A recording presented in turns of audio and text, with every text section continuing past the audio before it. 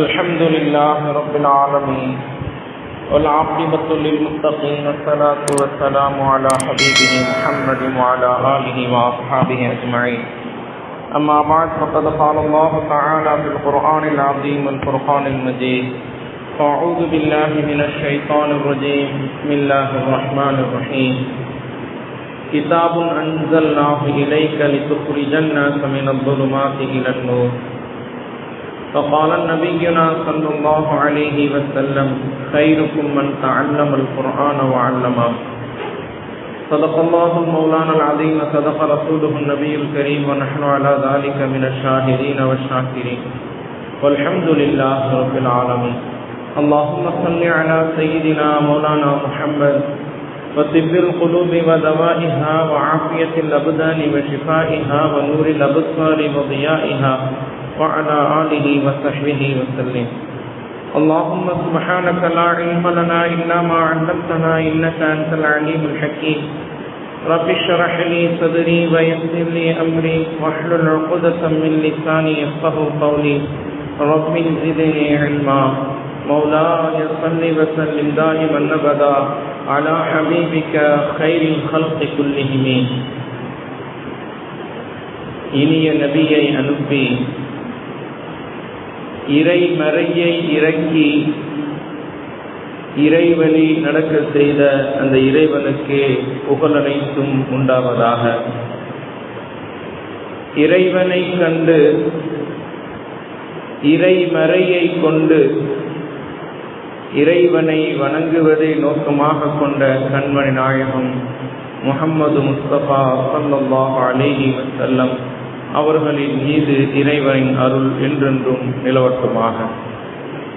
நபியை கண்டு நல்வழி கொண்டு இறை பொருத்தத்தை வென்று இடையடி சென்ற சத்திய சஹாபாக்கள், தாபிஈன்கள், தபஅ தாபிஈன்கள், சுஹதாக்கள், நாதாக்கள், நல்லோர்கள், ஷேக்மார்கள், அவுலியாக்கள், குறிப்பாக நம் அனைவர்களின் மீதும் இறைவனின் அருள் என்றென்றும் நீங்கா நிலவட்டுமாக.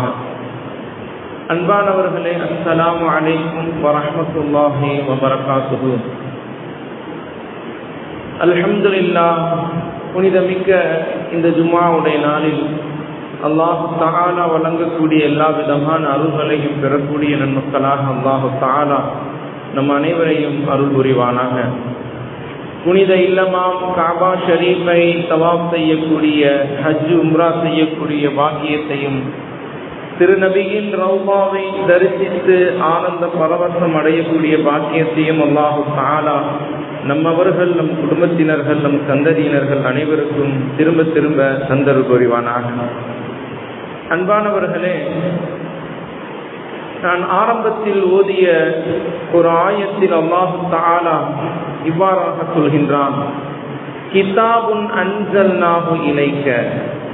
அல்லாஹு தஆலா உங்களின் பக்கம் ஒரு வேதத்தை இறக்கி வைத்தான். லிதுக்ரிஜன் நாஸ மினல் ظுலுமாத்தி இலன் நூர். அந்த வேதம் மக்களை இருளிலிருந்து வெளிச்சத்தின் பக்கம் கொண்டு செல்லக்கூடியதாக இருக்கின்றது. அல்லாஹு தஆலா நமக்கு வழங்கிய இந்த குர்ஆன், அருள்மறை இறை வேதம், நம்மை இருளான பாதையிலிருந்து, பாவமான அந்த வழியிலிருந்து நம்மை அகற்றி நல்ல வழியில், நேரான வழியில் நம்மை கொண்டு செல்கின்றது.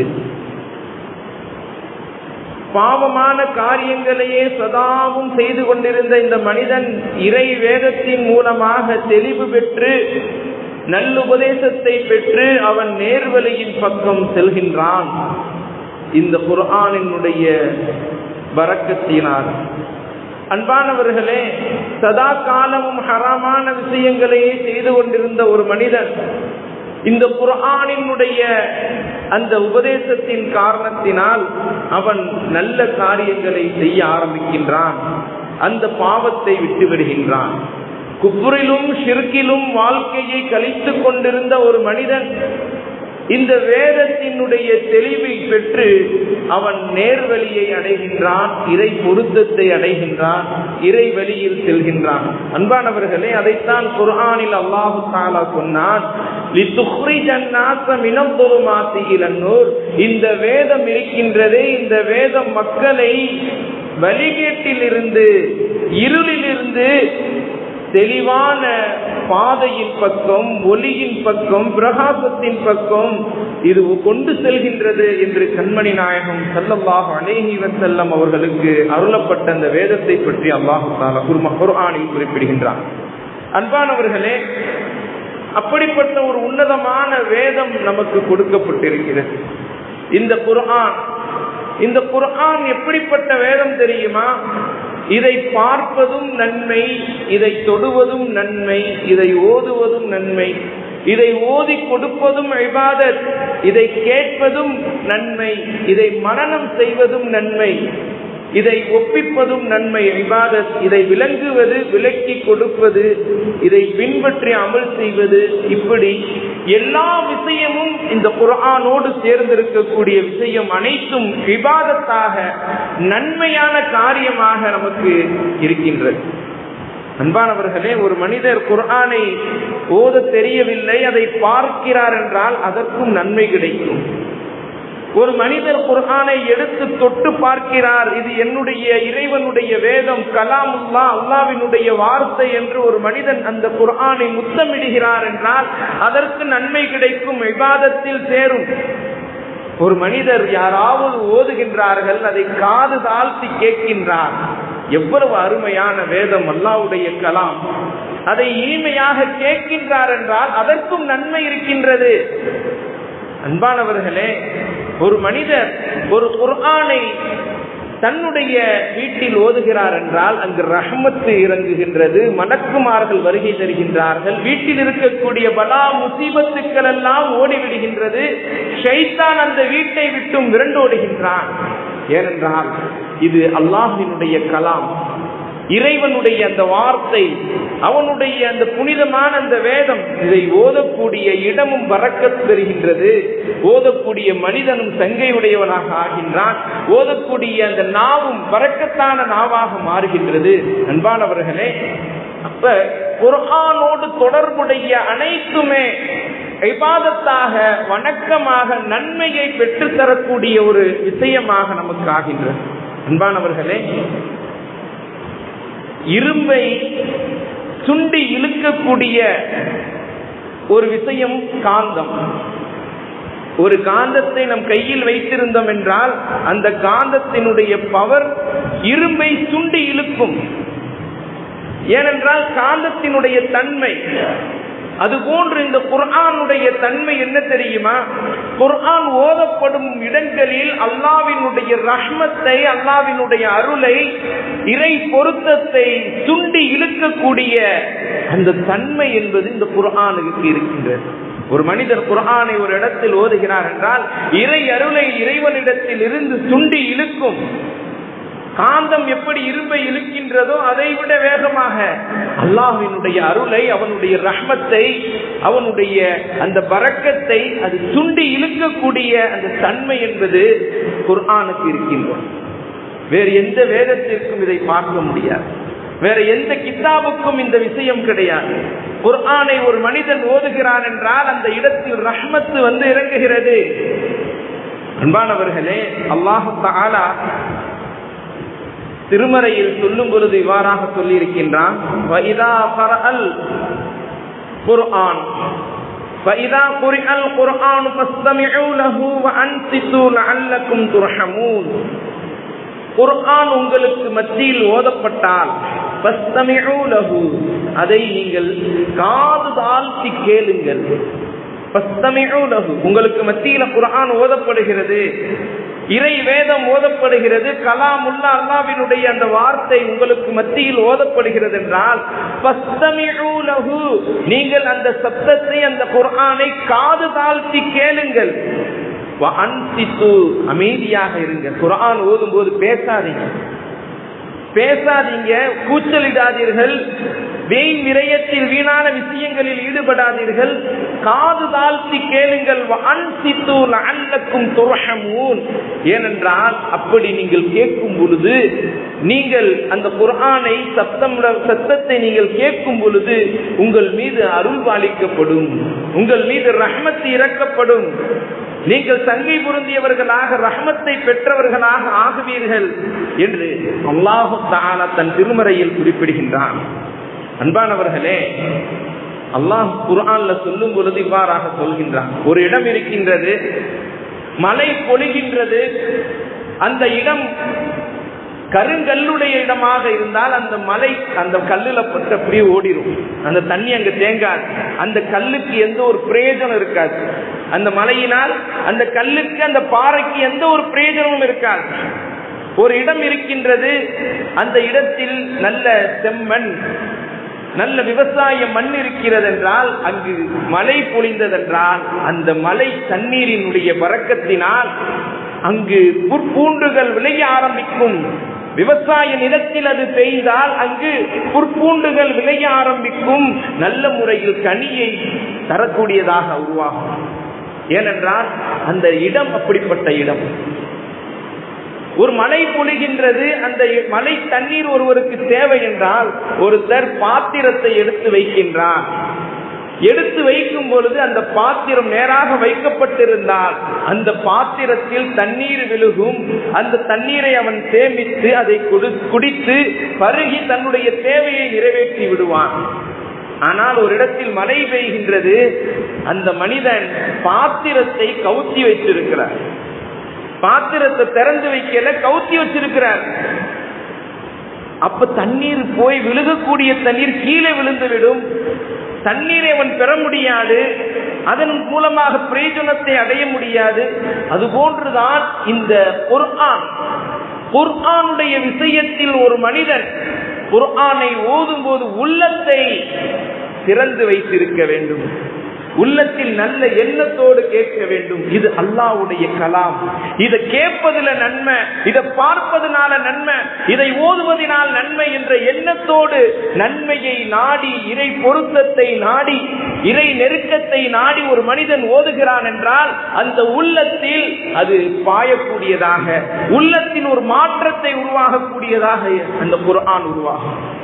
நமக்கு இன்னைக்கு குர்ஆன் ஓதப்பட்டா அந்த எண்ணம் வரல, நமக்கு சிந்தனை மாறல. என்ன காரணம்? நம்ம உள்ளத்தை நம்ம மூடி வச்சிருக்கிறோம். நம்ம கல்வ் என்று சொல்லக்கூடிய இந்த இதயத்தை நாம் கல்லாக மாற்றி வைத்திருக்கின்றோம். இதயம் கல்லாக இருந்தால் அங்கு எந்த நல்ல விஷயங்களும் உருவாகாது, பரக்கத்து என்பது ஏற்படாது, உள்ளத்தில் மாற்றம் என்பது ஏற்படாது. அதனால் தான் நபி அவர்கள் சொன்னார்கள், அல்லாஹு தஆலா குர்ஆனில் சொன்னார், குர்ஆன் ஓதப்பட்டா செவிதாழ்த்தி கேளுங்க, அமைதியா இருங்க, கூக்குரல் விடாதீர்கள், பேசாதீர்கள், சத்தமிடாதீர்கள். இறைவனுடைய கலாம் ஓதப்படுகிறது, அதனால் நீங்கள் பரக்கத்து பொருந்தியவர்களாக, இறைவனுடைய அருள் பெற்றவர்களாக ஆகுவீர்கள் என்று அல்லாஹு தஆலா திருமறையில் சொல்கின்றான். அன்பானவர்களே, இப்ப நம்முடைய உள்ளத்தை நம்ம திறந்து வைக்கணும். குர்ஆன் ஓதும் பொழுது நல்ல எண்ணத்தோடு நம்ம கேட்கணும், இது அல்லாஹ்வினுடைய வேதம் என்ற எண்ணத்தோடு. ஏனென்றால் குர்ஆனை பற்றி அல்லாஹ் தஆலா திருமறையில் இவ்வாறாக சொல்கின்றான், இன்ன ஃபீ ஸாலிக லذிக்ரா, நிச்சயமாக இந்த குர்ஆனில் நல்ல பல உபதேசங்கள் உங்களுக்கு இருக்கின்றது, நேர்வழி காட்டக்கூடியது. லிமன் கான லஹு கல்புன், யாருக்கு நல்ல உள்ளம் இருக்குமோ அவர்களுக்கு. யாருக்குங்க? உள்ளத்தை நல்ல முறையில வச்சிருந்தாங்கன்னு சொன்னா அவங்களுக்கு தான் இந்த குர்ஆனை கொண்டு நல்ல பல உபதேசங்கள், நேர்வழி காட்டக்கூடிய பல உபதேசங்கள் இருக்கின்றது. யார் தன்னுடைய காதில் அதை போடுகின்றார்களோ, காதில் அதை கேட்கின்றார்களோ, காதை திறந்து வச்சு கேட்கிறாங்களோ, அவங்களுக்கு இந்த குர்ஆன் மூலமாக நல்ல பல உபதேசங்கள் இருக்கின்றது, நேர்வழி இருக்கின்றது. வஹுவ ஷஹீத், அதனாலே உங்களுக்கு சாட்சி கூறக்கூடியதாக அந்த குர்ஆன் இருக்கின்றது என்று அல்லாஹ் தஆலா திருமறையில் சொல்லி இருக்கின்றான். இப்ப இந்த குர்ஆனை நம்ம ஓதும் பொழுது இறை பக்தியோடு, இறைவனுடைய பொருத்தத்தை அடைய வேண்டும் என்ற எண்ணத்தோடு காது தாழ்த்தி உள்ளத்தை சரியாக வைத்துக் கொண்டு நாம் கேட்டோம் என்றால் நமக்கு பலவிதமான அற்புதங்கள் இந்த குர்ஆன் மூலமாக நமக்கு தரக்கூடியதாக இருக்கிறது. இந்த குர்ஆனை ஓதுவதில் ஒரு இன்பம் இருக்கு. அன்பானவர்களே, இந்த குர்ஆனை நம்ம ஓதும் பொழுது அதுல ஒரு விதமான ஒரு சுவை, ஒரு விதமான இன்பம் வேறு எந்த விஷயத்திலும் கிடையாது, வேற எந்த கிதாபிலும் கிடையாது. திரும்ப திரும்ப ஓதப்படுகின்றது குர்ஆன். திரும்ப திரும்ப ஓதின அந்த குர்ஆனை திரும்ப திரும்ப ஓதுகின்றார்கள். சலிப்பு என்பது ஏற்படுவதில்லை. திரும்ப திரும்ப அதைத்தான ஓதுறோம், என்னைக்கு சலிப்பு என்பது ஏற்படவில்லை. உலகம் முழுவதும் பார்த்தோம் என்றால் ஆயிரக்கணக்கான கோடிக்கணக்கான ஹாஃபில்கள் இந்த குர்ஆனை மனனம் செய்தவர்கள் இருக்கின்றார்கள். வேறு எந்த கிதாபையும் இது போன்று மரணம் செய்த ஒரு மக்களை பார்க்க முடியாது. இவ்வளவு பேர், சிறு சிறு வயது பிள்ளைகள், 7 வயது பிள்ளைகள் இந்த குர்ஆனை மனனம் செய்திருக்கின்றார்கள். 10 வயது பிள்ளைகள் முழு குர்ஆனையும் மனனம் செய்து ஒப்பிக்கின்றார்கள். ஒரே மேடையில் அமர்ந்து காலையில் இருந்து மாலை வரை முழு குர்ஆனையும் ஒப்பிக்கின்றார்கள். சின்ன சின்ன உள்ளத்திலும் இவ்வளவு மகத்துவமிக்க குர்ஆன் பதியப்படுகின்றது என்றால் அல்லாஹு தஆலா இந்த குர்ஆனை மனனம் செய்வதை லேசாக்கி தந்திருக்கின்றான். இந்த குர்ஆனை மனனம் செய்வதை நமக்கு மிகவும் சிரமம் இல்லாமல் லேசாக்கி தந்திருக்கின்றான். யாருக்கு தெரியுமா? லிமன் கான லஹு கல்புன், யாருக்கு நல்ல உள்ளம் இருக்குதோ அவங்களுக்கு. உள்ளம் இல்ல, அது உள்ளம் இல்லாமல் அது கல்லாக இருந்தால் அந்த உள்ளத்தில் இந்த குர்ஆன் பதியாது. நல்ல எண்ணம் உடையவர்கள், நல்ல சிந்தனை உடையவர்கள், உள்ளத்தை திறந்து வைக்கக்கூடியவர்கள், அல்லாஹ்வினுடைய மகத்துவத்தை உள்ளத்தில் தேக்கி வைத்திருக்கக்கூடியவர்கள், அவர்களுக்கு அல்லாஹு தஆலா இந்த குர்ஆனை லேசாக்கி வைத்திருக்கின்றான். அன்பானவர்களே, இந்த குர்ஆனை இன்னைக்கு உலகம் முழுவதும் பார்த்தோம்னா ஒவ்வொருத்தவங்களும் ஒவ்வொரு விதமான தொனியில ஓதுறாங்க. காபத்துல்லாவுல பலவிதமான இமாம்கள் இருக்கிறாங்க. பல இமாம்கள், இமாம் சுதைஸ் ஒரு விதமான தொனியில ஓதுறார். அதை கேட்பதற்கு உலகம் முழுவதும் கோடிக்கணக்கான ரசிகர்கள் இருக்கின்றார்கள். இமாம் ஷுரைம் ஓதக்கூடிய அந்த குர்ஆன், அவர்களுடைய அந்த தொனி, அதில் ஒரு விதமான இன்பம். இந்தோனேசியாவை சார்ந்த அந்த மக்கள், அவர்கள் ஒரு விதமான தொனியில ஓதுவாங்க, அவங்களுக்கு அது இன்பம். இந்த குர்ஆன பலவிதமான கிராஅத் என்று சொல்லக்கூடிய 7 வகை கிராஅத், 10 வகை கிராஅத் என்று சொல்கின்றார்கள். அந்த கிராஅத் முறைப்படி கற்றறிந்த காரிகள் அதை சத்தத்தை உயர்த்தி அழகான குரலில் ஓதும் பொழுது அந்த உள்ளத்தை, அந்த குர்ஆனை கேட்கும் பொழுதே நமக்கெல்லாம் சிலிர்த்து விடும். அந்த அளவுக்கு இந்த குர்ஆன்ல அல்லாஹ் தஆலா பரக்கத்தை வச்சிருக்கிறான், ரஹ்மத்தை வச்சிருக்கின்றான். ஏனென்றால் ஓதப்படக்கூடிய அந்த வார்த்தை என்பது யாருடையதுங்க? அல்லாஹ்வினுடைய வார்த்தை, கலாமுல்லா. அல்லாஹ்வினுடைய வார்த்தையை விட உயர்ந்த வார்த்தை என்பது கிடையாது. அப்படிப்பட்ட அந்த வேதத்தை ஓதும்போது ஒரு இன்பம் ஏற்பட வேண்டும். அந்த இன்பத்தோடு நாம் ஓத வேண்டும். அதைத்தான் அல்லாஹ் தஆலா நம்மிடத்தில் எதிர்பார்க்கின்றான். ஒரு காலம் இருந்தது, மதீனத்து மக்கள் தஹஜ்ஜத்துடைய நேரம், மதீனாவினுடைய வீதியில் எங்கு சென்றாலும் தஹஜ்ஜத்துடைய அந்த நேரத்தில், நடுநிசி நேரத்தில் நாம் பார்த்தோம் என்றால் ஒவ்வொரு வீட்டிலிருந்தும் குர்ஆன் ஓதக்கூடிய சப்தம் கேட்கும். தஹஜ்ஜத்துக்காக அல்லாஹ் அக்பர் என்று தக்பீர் கட்டி குர்ஆனை ஓதிக்கொண்டிருப்பார்கள். சிறுவர்கள் முதற்கொண்டு பெரியவர்கள் முதற்கொண்டு அனைவரும் குர்ஆனை சத்தமிட்டு ஓதுவார்கள். ஒவ்வொரு வீட்டிலிருந்தும் ஒவ்வொரு விதமான அழகிய குரலில் குர்ஆன் ஓதப்படும். பார்க்கக்கூடியவர்களுக்கு எப்படி தெரியும் தெரியுமா? இந்த தேனி ஈக்கள் ரிங்காரம் இடும் பொழுது, தேன் கூட்டுக்கு போனீங்கன்னா பக்கத்துல அந்த தேனீக்கள் ரிங்காரம் விட்டு ஒரு விதமான சவுண்டு கொடுக்கும். அது போன்று குர்ஆன் ஓதக்கூடிய சப்தம் என்பது தெரு முழுவதும் கேட்கும். அது போன்ற காலம் இருந்தது. அன்பானவர்களே, இன்றைய காலம் தஹஜ்ஜத்துடைய நேரம், அப்பதான் தூங்கவே ஆரம்பிக்கிறாங்க. இரவு ஃபுல்லா பலவிதமான பேச்சுக்களில் ஈடுபட்டு, பலவிதமான வேலைகளில் ஈடுபட்டு தூங்குவதே 1 மணி ஆயிரும். அப்ப குர்ஆன் ஓதக்கூடிய சத்தம் எங்கு கிடைக்கும்? அந்த காலம் இருந்தது. உள்ளம் உயிரோட்டமுடையதாக இருந்தது, வாழ்க்கை உயிரோட்டமுடையதாக இருந்தது. இறை பொருத்தம் என்பது அனைவருடைய தேட்டமாக இருந்தது, ஆர்வமாக இருந்தது. இன்னைக்கு நம்மிடத்துல எப்படிங்க இருக்குது? உயிரோட்டம் என்பது இல்லை, உள்ளத்தில் இறை பக்தி என்பது இல்லை, குர்ஆனுடைய ஆவல் என்பது இல்லை, குர்ஆனை நேசிக்கவும் இல்லை, அதை சுவாசிக்கவும் இல்லை, அதை கேட்பதும் இல்லை. அன்பானவர்களே, குர்ஆனுடையவர்களாக நாம் மாற வேண்டும். ஒரு சஹாபி தன்னுடைய வீட்டில் குதிரை கட்டி போடக்கூடிய ஒரு இடம், அந்த இடத்துல பக்கத்துல குழந்தையை படுக்க வைத்து விட்டு அவர் அந்த இடத்துல உட்கார்ந்து இரவு நேரம், தஹஜ்ஜத்துடைய நேரம், அவங்களுக்கு குர்ஆன் மீது ஒரு இன்பம். தஹஜ்ஜத்துல தக்பீர் கட்டியவர் குர்ஆனை ஓத ஆரம்பித்து விட்டார். சப்தமிட்டு தொழுகையில் ஓதுகின்றார், அழகிய தொனியில் ரசித்து ரசித்து ஓதுகின்றார், ஒரு இன்பத்தோடு ஓதுகின்றார். அந்த ஓதக்கூடிய அந்த சப்தத்தை கேட்டு சில நேரங்களில் பக்கத்தில் இருக்கக்கூடிய அந்த குதிரை மிரள ஆரம்பிக்கின்றது. சப்தம் அதிகமாகும் பொழுது இந்த குதிரை மிரளுகிறது என்று பயந்து சப்தத்தை குறைத்து விடுகின்றார். மறுபடியும் உள்ளத்துல ஒரு விதமான இன்பம் ஏற்படுகின்றது, மறுபடியும் சத்தத்தை கூட்டுகிறார், மறுபடியும் குதிரை மிரள ஆரம்பிக்கின்றது. இப்படியாக தஹஜ்ஜத் நேரம் முடியும் வரை அவர் இப்படியே தொழுதுவிட்டு, தஹஜ்ஜத் தொழுதுவிட்டு அல்லாஹ்விடத்தில் கையேந்தி நிற்கின்றார். பார்க்கின்றார், வானத்தில் இருந்து ஒரு வெளிச்சம், மின்மினியை போன்று ஒரு வெளிச்சம், அது ஜொலிக்க ஆரம்பிக்கின்றது. அதை பார்க்கின்றார், அது வானத்தை நோக்கி பறந்து கொண்டிருக்கின்றது, மேகமும் அதோடு சேர்ந்து பறந்து கொண்டிருக்கின்றது. தஹஜ்ஜத் முடிஞ்சிச்சு, நபி அவங்களுடைய ஃபஜர் தொழுக வரார்.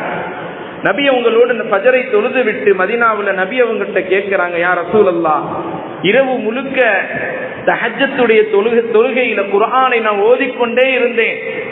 நான் சப்தமாக ஓதும் பொழுது இந்த குதிரை மிரள ஆரம்பித்தது, சப்தத்தை குறைத்தால் அது மிரள்வதை நிப்பாட்டியது. இப்படியாக இரவு முழுவதும் நான் ஓதிக்கிட்டு இருந்தேன். காலையில பார்த்தா வானத்துல ஒரு வெளிச்சமான ஒரு மேகத்தோடு ஒரு ஒளியை நான் பார்த்தேன், அது வானத்தை நோக்கி பறந்து கொண்டிருந்தது என்று சொல்லும் பொழுது நபி ஸல்லல்லாஹு அலைஹி வஸல்லம் அவங்க சொன்னாங்க, நீங்க இரவு முழுக்க பகல் வரை காலை வரை நீங்கள் குர்ஆனை ஓதிக்கொண்டே இருந்தால், சப்தமிட்டு, நீங்கள் பார்த்தது அந்த மலக்குமார்கள். குர்ஆனுடைய சத்தத்தை கேட்பதற்காக வானத்திலிருந்து உங்களை நோக்கி இறங்கிய மலக்குமார்களை நீங்கள் பார்த்திருக்கிறீர்கள். நீங்கள் காலை வரை ஓதிக்கொண்டே இருந்திருந்தால், சத்தமிட்டு, மதீனத்து மக்கள் எல்லாம் அந்த மலக்கை பார்த்திருப்பார்கள், அந்த மலக்குமார்களை பார்த்திருப்பார்கள். அன்பானவர்களே, சஹாபாக்கள்கிட்ட குர்ஆன் மேல ஒரு அளவு கடந்த ஒரு பிரியம் இருந்துச்சு. அது இன்பத்தோடு ஓதுவார்கள், இனிமையான முறையில ஓதுவாங்க, ரசித்து ரசித்து ஓதுவாங்க. அன்பானவர்களே, ஒரு ஐஸ்கிரீம் இருக்குது, அதை சாப்பிட ஆரம்பிக்கிறோம். ஒரு சுவைன்னா அதை ருசிச்சு ருசிச்சு சாப்பிட ஆரம்பிப்போம். அது எப்படா முடிஞ்சு போச்சே, இன்னொரு ஐஸ்கிரீம் சாப்பிடலாமா அப்படின்ற எண்ணம் ஏற்படும். அதை விட அதிகமாக குர்ஆனை ஓத ஓத உள்ளத்தில் ஒரு விதமான இன்பம், ஒரு காதல், ஒரு பிரியம், ஒரு ஆசை என்பது குர்ஆன் ஓதக்கூடியவர்களுக்கு லிமன் கானலஹு கல்புன், யாருடைய உள்ளம் இருக்கின்றதோ நல்ல உள்ளமாக அவர்களுக்கு ஏற்படும். அன்பானவர்களே, ஹஜ்ரத் அபூபக்கர் சித்திக் ரலியல்லாஹு அன்ஹு அவர்களும் ஹஜ்ரத் உமர் ரலியல்லாஹு அன்ஹு அவர்களும் பள்ளிவாசலில் தொழுது கொண்டிருந்தார்கள். கண்மணி நாயகம் ஸல்லல்லாஹு அலைஹி வஸல்லம் அவர்கள் மஸ்ஜித் நபவிக்கு வருகிறார்கள். தஹஜ்ஜத்துடைய நேரம், அதிகாலை தஹஜ்ஜத்துடைய அந்த நேரம், நபி அவர்கள் வருகின்றார்கள். ஆங்காங்கே சஹாபாக்கள் நின்று நபில் தொழுகைகளை, தஹஜ்ஜத்தை தொழுது கொண்டிருக்கின்றார்கள். ஒரு பக்கம் பார்த்தால் உமர் ரலியல்லாஹு அன்ஹு அவர்கள் சப்தமிட்டு உயர்ந்த குரலில் அழகாக ஓதிக்கொண்டு தொழுகின்றார்கள். இன்னொரு பக்கம் பார்த்தால் அபூபக்கர் சித்திக் ரலியல்லாஹு அன்ஹு அவர்கள் மெதுவாக தொழுது கொண்டிருக்கின்றார்கள், ஓதி தொழுது கொண்டிருக்கின்றார்கள். தஹஜ்ஜத் நேரம் முடிந்தது. ஃபஜர் தொழுகைக்கு பிறகு கண்மணி நாயகம் ஸல்லல்லாஹு அலைஹி வஸல்லம் அவர்கள் அபூபக்கர் சித்திக் ரலியல்லாஹு அன்ஹு அவர்களிடத்தில் கேட்டார்கள், நீங்க ஏன் மெதுவா ஓதி தொழுதீங்க? சப்தமா ஓதி இருக்கலாம்ல, ஏன் மெதுவா ஓதி தொழுதீங்கன்னு சொல்லும் பொழுது அபூபக்கர் சித்திக் ரலியல்லாஹு அன்ஹு அவர்கள் சொன்னார்கள், என்னுடைய உள்ளத்தினுடைய துடிப்பை கேட்கக்கூடிய ஆற்றலுடைய அந்த இறைவன், அவனுக்கு நான் சப்தமா ஓதணும்னு என்ன அவசியம் இருக்குது? மெதுவா ஓதுனாலும் அல்லாஹ் கேட்கக்கூடியவனா இருக்கிறான். என்னுடைய உள்ளத்தினுடைய துடிப்பை, நான் நினைப்பதை அறியக்கூடிய அந்த ரப்புக்கு நான் மெதுவா ஓதினாலே போதும், அதனால மெதுவா ஓதுறேன்னு சொன்னாங்க. உமர் ரலியல்லாஹு அவங்ககிட்ட கேட்டாங்க, ரசூலுல்லாஹி ஸல்லல்லாஹு அலைஹி வஸல்லம் நீங்க ஏன் சப்தமா ஓதுறீங்க?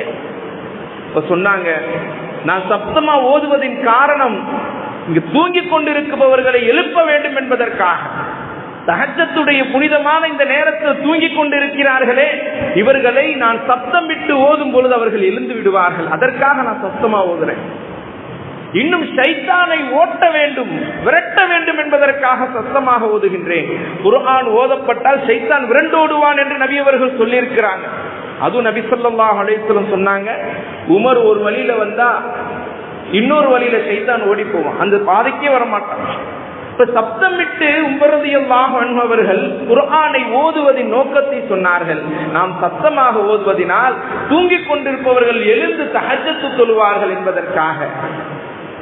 ஷைத்தான் விரட்ட வேண்டும் என்பதற்காக நான் சத்தமாக ஓதுகிறேன் என்று உமர் ரலியல்லாஹு அன்ஹு அவர்கள் சொன்னார்கள். அன்பானவர்களே, அல்லாஹு தஆலா இந்த குர்ஆன் மூலமாக பலவிதமான மக்களை நேர்வழியின் பக்கம் கொண்டு வந்திருக்கின்றான். வழிகெட்டு போனவர்களை இந்த குர்ஆன் தான் நேர்வழிக்கு ஒரு காரணமாக அமைந்தது. அதனால் தான் அல்லாஹு தஆலா குர்ஆனில் சொல்லும் பொழுது அலிஃப் லாம் மீம் ஸாலிகல் கிதாப், இது இறைவனுடைய வேதம், லா ரைப ஃபீஹி, இதில் எந்த விதமான சந்தேகமும் இல்லை, ஹுதல் லில் முத்தகீன், இறையச்சமுடையவர்களுக்கு இது நேர்வழி காட்டக்கூடியதாக இருக்கின்றது என்று அல்லாஹ் தஆலா தன் திருமறையில் குர்ஆனை பற்றி குறிப்பிட்டிருக்கின்றார். அன்பானவர்களே, ஒரு முறை நபி ஸல்லல்லாஹு அலைஹி வஸல்லம் அவர்கள் ஒரு இடத்திற்கு போகிறார்கள். அங்கு சஹாபாக்கள் எல்லாம் சேர்ந்து அமர்ந்து குர்ஆன் ஓதிக்கொண்டிருக்கின்றார்கள். அந்த சபையில இப்னு கஅப் ரலியல்லாஹு அன்ஹு அவர்கள் குர்ஆனை அழகான தொனியில மக்கள் எல்லாம் ரசிக்கும் விதமாக மிக இன்பத்தோடு ரசித்து ஓதிக்கொண்டிருக்கின்றார் குர்ஆனை. கஅப் ரலியல்லாஹு ஓதிக்கொண்டிருக்கிறாங்க. நபி அவர்கள் வர்றாங்க அந்த சபைக்கு. நபி உங்களை பார்த்தவொடனே சஹாபாக்கள் எல்லாம் அமைதியாகி விட்டார்கள். கஅப் ரலியல்லாஹு அவங்களும் நபி உங்களை பார்த்தவொடனே அமைதியாயிட்டாங்க. கஅபை ஏன் அமைதியாயிட்டீங்க, ஓதலாமே குர்ஆனை.